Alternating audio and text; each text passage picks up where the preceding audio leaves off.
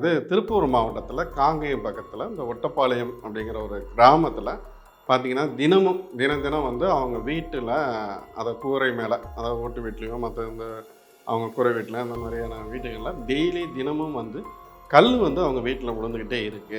திருப்பூர் மாவட்டம் காங்கேயம் படியூர் அருகே ஒட்டப்பாளையத்தில் கடந்த 15 நாட்களாக மர்மமான முறையில் வீடுகளின் மேல் கல் விழுவதாக கிராம மக்கள் போலீசில் புகார் அளித்தனர். இதனால் கிராம மக்கள் அனைவரும் கோவில் பகுதியில் படுத்தும் அங்கே சமைத்தும் சாப்பிட்டு வருகின்றனர். இது குட்டி சாத்தானின் வேலையா இல்லை திருடர்களின் வேலையா என கிராம மக்கள் குழம்பி தவித்து வருகின்றனர். இப்போ அந்த விஷ்ணுமாயா இல்லைன்னா இங்கே குட்டிச்சாத்தன் கிடையாது. விஷ்ணுமாயாவோட படை பரிவாரங்கள் தான் யாருன்னு கேட்டாக்கா இந்த குட்டிச்சாத்தன். அதில் இருக்க 390 அவங்களோட அந்த படை பரிவாரங்களில் 390 அந்த குட்டிச்சாத்தானுங்க அதில் இருக்குது. அந்த விஷ்ணுமாயாவோட படை பரிவாரங்கள் 390 அந்த குட்டிச்சாத்தன் இவங்க அதிலே நிறைய இது இருக்குது. இப்போ ஒன்றும் இல்லை, ஒரு கணவன் மனைவி பிரிஞ்சிருக்கிறதோ எல்லாம் வெளிநாட்டில் ஒருத்தர் இருக்கார், அவர் சார்ந்த ஒரு சில பிரச்சனைக்கு இல்லை அவருக்கு ஏதாவது உடனடி தீர்வுக்கு ஏன்னா இதை சார்ந்து நிறைய விஷயங்கள் மாந்திரிகத்தில் ஒரு அரசியலுக்கு மற்ற எல்லா விஷயத்துக்கும் என்னென்னா அந்த குட்டிச்சாத்தனை தொட்டோம்னா என்ன ஆகும்னாக்கா உடனடி நமக்கு வந்து ரிசல்ட் கிடைக்கும். குட்டிச்சாத்தன் பார்த்தீங்கன்னா இன்னொன்று என்னென்னா ஒரு பொருளை இருக்கிற இடத்துல இருந்து மறைய வைக்கிறது, அந்த இடத்துல இருந்து தள்ளி வைக்கிறது, ஒரு சில அமானுஷங்கள் வேலைகள் இல்லைன்னா நம்மளை பின்னாடி யாராவது பின்தொடர்ந்து வர மாதிரி இந்த மாதிரி நிறைய விஷயங்களுக்கு மாந்திரி ரீதியாக ஒரு சில வேலைகள் செய்கிறதுக்கு இந்த குட்டிச்சாத்தன் அந்த மாதிரியான ஒரு சில சிம்டம்ஸை கொடுக்கும். ஒரு சில வீட்டில் தொடர்ந்து விழுந்துகிட்டே இருக்கும். சில சொல்லுவாங்க என் வீட்டில் யாரோ தடத்தடன்னு மேலே ஓடுற மாதிரி இருக்கும்பாங்க, என் வீட்டில் ஏதோ இடி விழுந்த மாதிரி ஒரு சவுண்டு வருதும்பாங்க, என் வீட்டில் தொடர்ந்து கல் விழுந்துக்கிட்டே இருக்குது அப்படிம்பாங்க. இதாவது அந்த ஒரு குடும்பத்துக்கு ஒரு வீட்டுக்கு அந்த அந்த குட்டிச்சாத்தன் மூலியமா ஒரு சில செய்வினை செஞ்சுருந்தா இந்த மாதிரியான சிம்டம்ஸ் தொடர்ந்து இருந்துகிட்டே இருக்கும். குட்டிச்சாத்தனை கட்டுப்படுத்தணும், நம்மளோட கட்டுப்பாட்டுக்குள்ளே கொண்டு வரணும், அதனால் ஒரு தீங்கு நடக்கக்கூடாமல் இருக்கணும்னா காளி இல்லைன்னா சிவன் இவங்க 2 பேரை தவிர வேறு யாருனாலையும் குட்டிச்சாத்தனை கட்டுப்படுத்த முடியாது. காளி கோயிலில் இந்த மாதிரி நீங்கள் ஊர் மக்கள்லாம் சேர்ந்து ஒரு குருதி பூஜை செய்து எங்கள் ஊருக்கு இந்த மாதிரி ஒரு தீமை இருக்குது, இந்த குட்டிச்சாத்தனால இந்த பாதிப்பு இருக்குது, இந்த விஷயத்தை நீங்கள் தீர்த்து கொடுமா அப்படின்னு சொல்லி ஊர் மக்கள்லாம் சேர்ந்து ஒரு வேண்டுகோளை வச்சு அவளுக்கு ஒரு குருதி அபிஷேகம் செஞ்சு அவளுக்கு படையல் போட்டு இந்த வேண்டுகோளை வைங்க. இந்த பிரச்சனை சரியாகலை அப்படின்னாக்கா நான் கோயம்புத்தூர் வந்தேன்னா நேராக நான் உங்கள் ஊருக்கே வரேன், வந்து அந்த பிரச்சனையை தீர்க்கிறதுக்கு என்ன ஆயுதோ அது எப்பேற்பட்ட குட்டிச்சாத்தானாக இருந்தாலும் சரி அதை நான் சரி பண்ணி தரேன். ஆன்மீக நாடு அனைத்து நண்பர்களுக்கும் வராய் அன்னியாசி பலிதமாகட்டும். இப்போது 2 நாளாக நம்மளோட ஆன்மீக அன்பர்களும் அப்புறம் என்ன நமக்கு தெரிஞ்சவங்களும் இப்போது கரூர் காங்கேயம் மாவட்டத்தில் இருந்து பலரும் டெய்லி கிட்டத்தட்ட ஒரு 100கணக்கான ஃபோனு நமக்கு வந்துகிட்டே இருந்தது. ஒரு சில விளக்கம் கேட்டுட்டு இருந்தாங்க. ஏன்னா இது என்ன இது, அதை நீங்கள் சரி பண்ணி கொடுக்கலாமா, இல்லை எதனால் நடக்குது அப்படிங்கிற மாதிரி. இப்போ அது என்ன விஷயம் அப்படின்னு பார்த்தாக்கா நம்ம இது திருப்பூர் மாவட்டத்தில் காங்கேயம் பக்கத்தில் இந்த ஒட்டப்பாளையம் அப்படிங்கிற ஒரு கிராமத்தில் பார்த்தீங்கன்னா தினம் வந்து அவங்க வீட்டில் அதை கூரை மேலே அதாவது ஓட்டு வீட்லேயோ மற்ற இந்த அவங்க கூரை வீட்டில் இந்த மாதிரியான வீட்டுகளில் டெய்லி தினமும் வந்து கல் வந்து அவங்க வீட்டில் விழுந்துக்கிட்டே இருக்குது, இந்த மாதிரி தினம் கல் விழுகுது அப்படின்னு சொல்லிட்டு இப்போ அது ஒரு பெரிய பேசும் பொருளாக நம்ம மீடியாவில் எல்லா மீடியாலையும் இப்போ வர ஆரம்பித்து பெரிய லெவலில் அது பேசும் பொருளாக விவாதத்தில் இருந்தது. இது சார்ந்து நம்ம அந்த மாவட்டம் சார்ந்து இன்னும் ஒரு சில நம்மளோட நலன்களும் ஆன்மீக சார்ந்தவர்களும் நம்மளை ஏன் சாமி இது இந்த மாதிரியான ஒரு விஷயம் உண்மையிலேயே குட்டிச்சாத்தான் இப்போ ஊர் மக்கள்லாம் குட்டிச்சாத்தான் தான் இந்த மாதிரி பண்ணுது அப்படிங்கிறாங்க, இது சாத்தியமா, இது என்ன காரணம், அதுக்கான தீர்வு தான் இல்லை, இது உண்மையிலேயே குட்டிச்சாத்தான் தான் பண்ணுதா இல்லை என்ன காரணம் அப்படிங்கிற மாதிரி நம்மக்கிட்ட கேள்வியை வச்சாங்க. இதை பற்றி ஒரு விளக்கமான ஒரு வீடியோ போடுங்க அப்படின்னு சொல்லியிருந்தாங்க. அப்புறம் இதை ஏன் நீங்கள் சரி பண்ணி கொடுக்க முடியாதா, நீங்கள் வந்து சரி பண்ணி கொடுக்கலாமா அப்படின்னு கேட்டாங்க. இப்போது நம்ம எப்போவுமே நம்ம ஆங்கரோடு தான் பேசணும். இப்போ தண்ணியில் விளக்கம் எல்லாம் புரியட்டும் அவங்களுக்கு, நம்ம இதை முதல்ல கொண்டே சேர்ப்போம் அப்படிங்கிற ஒரு விஷயத்துக்காண்டி தான் இப்போது இது ஒரு விஷயமா ஒரு புரிதலுக்காக இந்த பதிவு. இப்போது அங்கே இந்த மாதிரியான விஷயத்தை நீங்கள் வந்து எனக்கு சரி பண்ணி கொடுக்க முடியாதா, இல்லை தீர்த்து கொடுக்கலாம்ல அப்படின்னு கேட்டாங்க. இப்போ என்னை பொறுத்த வரைக்கும் இப்போ நம்ம சென்னையில் இருக்கோம், நான் கோயம்புத்தூர்ல இருந்தோம்னா நான் உடனே போய் பார்த்துருப்பேன். இங்கே என்னென்னா ஒரு ஒரு ஒரு பெரிய வேலை ஒன்று, அதாவது ஒரு மாந்திரிக வேலையில் ஒரு பெரிய வேலை ஒன்று உட்காந்துட்டேன். அது 8 நாள் அது முடியாமல் நம்ம அதில் வந்து நகர முடியாததுனால, இல்லைன்னா நேரம் அந்த ஸ்பாட்டுக்கு நானே அந்த சம்மந்தப்பட்ட ஊருக்கு நான் போயிருப்பேன். அதுக்கு உண்டான தீர்வை நானே போய் நேரடியாகவே நின்று நம்ம தொப்பூர் கனவாயிலேயே நம்ம 1000 அமானுஷங்கள் விஷயத்தையும் நம்ம தீர்த்து வச்சுருக்கோம். இப்போ இந்த ஒரு விஷயத்தை நம்ம ஒரு பெரிய விஷயம் கிடையாது, சரி பண்ணி கொடுத்துருந்துருக்கலாம்.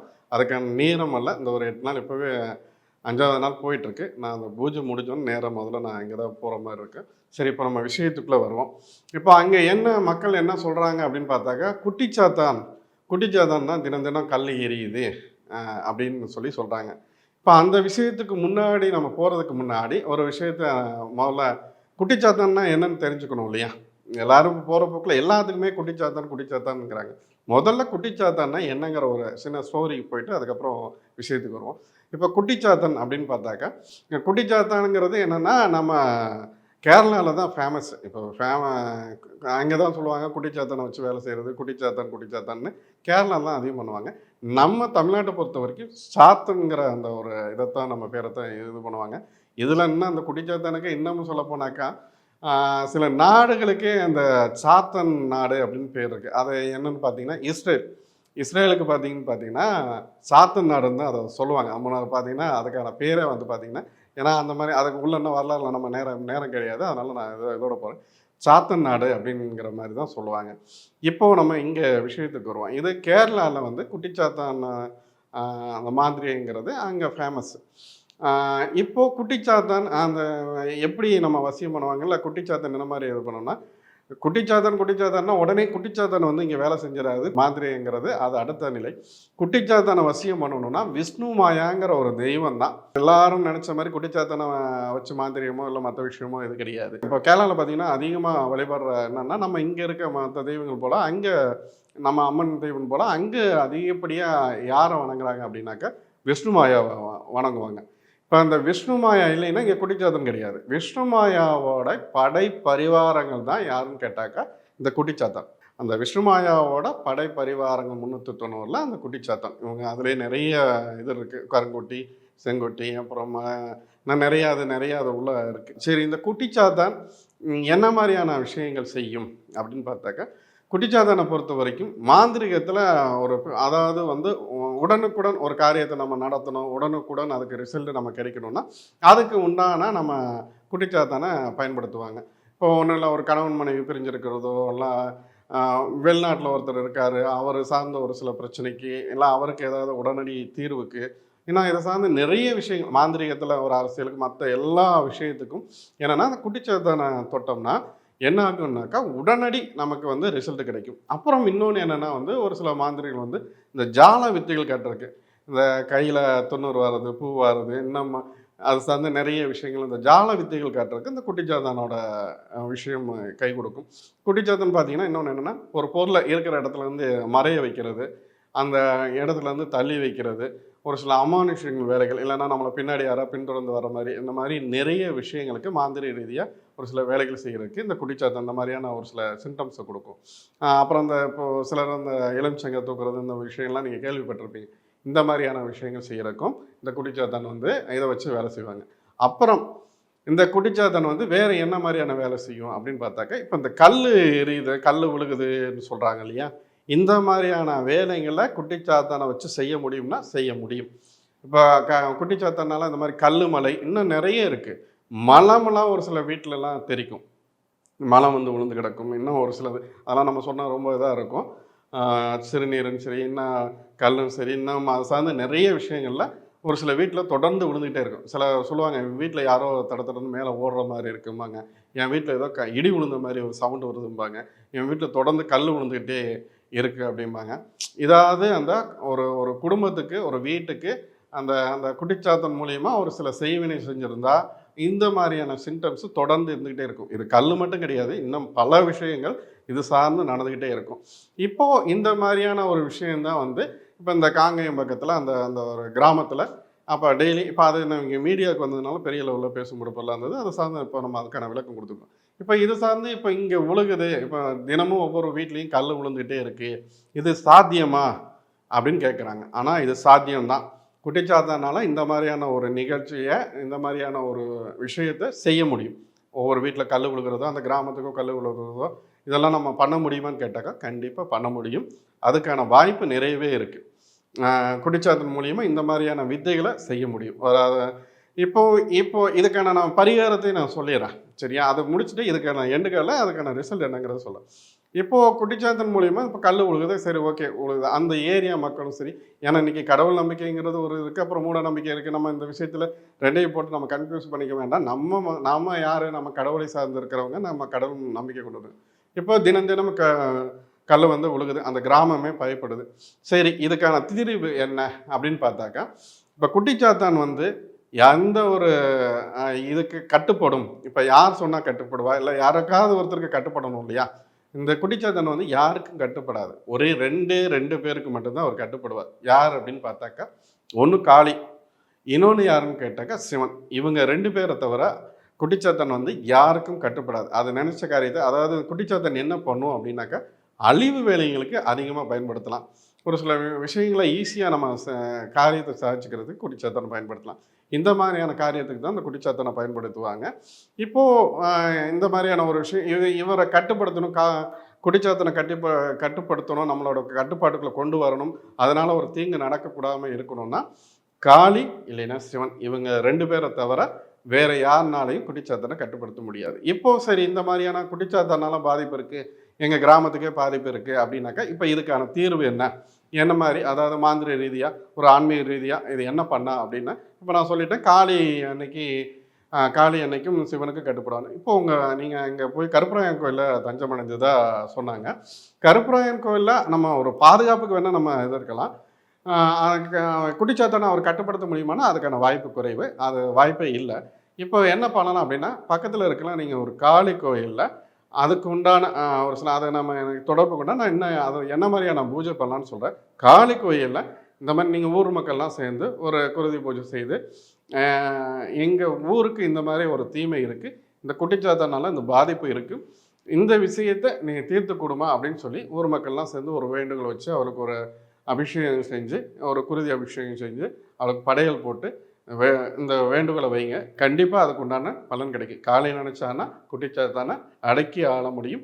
அவளை அந்த அதனால் வர தீமைகளையும் அவளால் தடுக்க முடியும். அதுபோல் பக்கத்தில் சிவன் ஆலயம் இருந்தாலும், இப்போ நான் சொன்ன விஷயத்தையே, சிவனுக்கு வந்து குருதி அபிஷேகம் தேவையில்லை, நீங்கள் மற்ற திருநூறோ மற்ற விஷயம் நீங்கள் இது பண்ணி அவரோட மனசு குளுமைப்படுத்தி, நீங்கள் வில்வத்தால் நீங்கள் அவருக்கு ஒரு அபிஷேகம் பண்ணி ஊர் மக்கள்லாம் சேர்ந்து ஒரு பொங்கல் படையலிட்டு, நீங்கள் கிராம வழக்க முறை உங்கள் முறையில் நீங்கள் என்ன பண்ணுவீங்களோ அதுக்குண்டான படையல் போட்டு, அப்போ இந்த மாதிரி எங்கள் ஊருக்கு இந்த மாதிரி ஒரு தீமை நடக்குது, இந்த விஷயத்தை நீங்கள் தீர்த்து கொடுங்க, இதனால் இனிமேல் இந்த ஊர் மக்களுக்கு எந்த பாதிப்பு வரக்கூடாது, ஊர் மக்கள் நல்லபடியாக சந்தோஷமாக இருக்கணும், இதனால் எந்த பாதிப்பும் வராமல் இருக்கிறதுக்கு நீங்கள் உதவுங்கன்னு சொல்லி அவர் சிவன் பாதம் சரணாகதியாங்க. அதுக்கு உண்டான கண்டிப்பாக தீர்வு கிடைக்கும். இவங்க 2 பேரும் நினச்சாங்கன்னா இந்த பிரச்சனை இதோட தீர்ந்துடும். இப்போ அடுத்தது, இப்போ இந்த 2 ஒரு விஷயமே வந்து குட்டிச்சாத்தான் அவங்க ஊரில் இருக்கிறதுக்கான அந்த பாதிப்பு நீங்கிறதுக்கு ஒரு மாந்திரி ரீதியாக ஆன்மீக ரீதியான பரிகாரம். அதிகபட்சம் இந்த பாதிப்புங்கிறது ஒரு 10 நாள், 10 நாள்லேயே இதுக்கான தீர்வு கிடைச்சிடும். இந்த அதிகபட்சம் 10 நாளைக்குள்ளே இதுக்கான தீர்வு கிடைக்கும். இந்த பிரச்சனை நீங்கிரும், இதிலேருந்து நீங்கள் மீண்டு வருவீங்க. இது என்னோட வாக்கு. அப்படி இல்லை, இதில் இந்த பிரச்சனை சரியாகலை அப்படின்னாக்கா, நான் கோயம்புத்தூர் வந்தேன்னா நேராக நான் உங்கள் ஊருக்கே வரேன். வந்து அந்த பிரச்சனையை தீர்க்கிறதுக்கு என்ன ஆயுதோ, அது எப்பேற்பட்ட குட்டிச்சாத்தானா இருந்தாலும் சரி, அதை நான் சரி பண்ணி தரேன். அதுக்கு உண்டான பலன் கண்டிப்பாக உங்களுக்கு கிடைக்கும். இப்போது இதுக்கு உண்டான பரிகாரம் எல்லாமே நான் சொல்லிட்டேன். இன்னொரு விஷயத்துக்கு, இந்த குட்டிச்சாத்தானுங்கிற இந்த மூட நம்பிக்கைங்கிற ஒரு சில அதையும் நம்ம அதை சொல்லி ஆகணும் இல்லையா? இப்போ இந்த குட்டிச்சாத்தான் வந்து யாரெல்லாம் வச்சுருப்பாங்க அப்படின்னு பார்த்தாக்கா, ரொம்ப கைதேர்ந்த மாந்திரிகர் தான் வச்சுருப்பாங்க. இந்த குட்டிச்சாத்தானை வச்சுருக்க மாந்திரிகரோட நிலை எப்படி இருக்குன்னு பார்த்தீங்கன்னா, அவன் பார்த்தீங்கன்னா மிகப்பெரிய கோடீஸ்வரனாக தான் இருப்பான். சரியா? அந்த மிகப்பெரிய கோடீஸ்வரன் அவன் அந்த நிலைமையில் இருக்கிறவன் இன்றைக்கி குட்டிச்சாத்தானை வச்சு வேலை செய்யணுங்கிற அவசியம் இருக்காது. இப்போ தமிழ்நாட்டை பொறுத்த வரைக்கும், நான் இப்போ விஷயத்துக்கு வந்துடுறேன். தமிழ்நாட்டை பொறுத்த வரைக்கும் குட்டிச்சாத்தானை வச்சு வேலை செய்கிறதுக்கு இங்கே ஆள் கிடையாது. குட்டிச்சாத்தானை வச்சுருக்கிறவங்க இங்கே கிடையவே கிடையாது. ஏன்னா குட்டிச்சாத்தானை அவ்வளோ சீக்கிரத்துலலாம் இங்கே இது பண்ண முடியாது. குட்டிச்சாத்தானை வச்சு வேலை செய்கிறதுக்கு இங்கே ஆட்கள் கிடையாது. குட்டிச்சாத்தான்னு சொல்கிறதெல்லாம் இங்கே ஒரு கட்டுக்கதை. குட்டிச்சாத்தானுங்கிற பேரில் என்ன பண்ணுவாங்கன்னா, ஒரு ஆத்மாவை தன்னோட கட்டுப்பாட்டில் வச்சு வேலை செய்வாங்க. இங்கே குட்டிச்சாத்தானை வச்சு வேலை செய்கிறதுக்கெல்லாம் இங்கே தமிழ்நாட்டை பொறுத்த வரைக்கும் ஆட்கள் கிடையவே கிடையாது.